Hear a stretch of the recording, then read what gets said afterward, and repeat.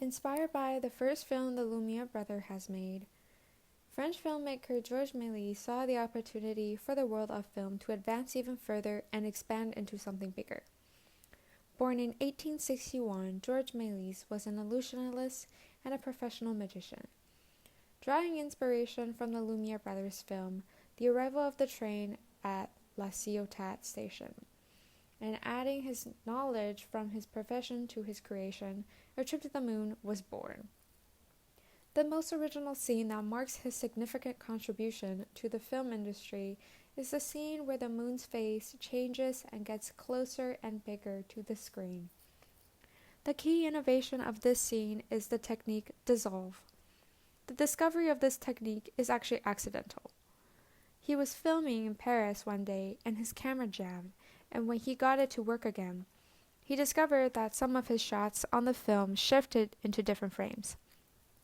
This led him to explore what happened, and thus the technique of double exposure was born. He discovered that by cutting out the frames and putting them on top of each other, then manipulating their sequence with respect to timing, he could achieve dissolve as we know today.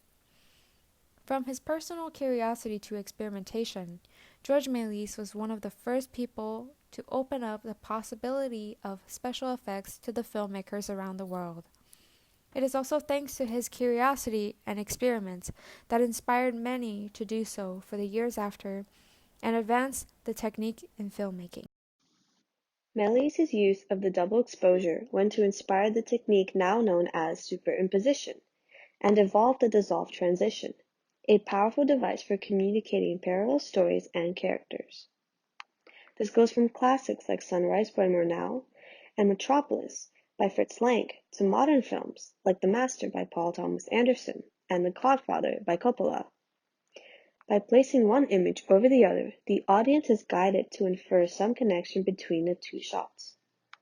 Méliès was a pioneer in film, but that is not to say he was not inspired by others. A Trip to the Moon was heavily drawn upon the works of Jules Verne and Jacques Offenbach, who both instilled the wonder and curiosity of the moon that helped birth the film. What this effectively shows is the crossover of the science fiction from literature to the screen. Unlocking the potential of film is a powerful medium for storytelling. Even from the perspective of today's film industry, the charm of this film is not faded, but because of the ease of the time, this film is even more dazzling, even shocking. Perhaps today, the quality of the film is rough and poor. The story is simple and rude, and the actor is too exaggerated. But 100 years ago, I'm afraid it is hard to imagine the shock and excitement that the film brought to the world. Like the Lumiere brothers' screening of the world's first film, The Train Stops, on December 28, 1895, the audience was frightened and fled. Like other films at the beginning of the film, The Moon Travel is undoubtedly a great foreigner. This groundbreaking contribution is not only the establishment of the sci-fi film, but also Georges Méliès' love as a director. Great contribution to the film industry. In this film, Georges Méliès invented slow motion, fast lens, overprint, double exposure, scene conversion, and introduced the fade and fade transition into the film language for the first time, providing for the film of the future more advanced technique. From this point of view, Georges Méliès is well deserved as father of the film stunt. The story of the film may not seem complicated today. It tells the story of the team of lunar explorers conquering the moon and returning to the earth to be warmly welcomed.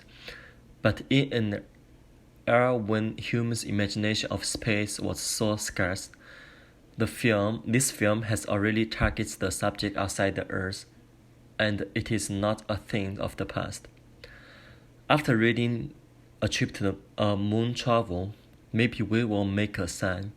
More than 100 years have passed, while the film is still the same. This is not to say how bad this movie are, but how great the moon travel is.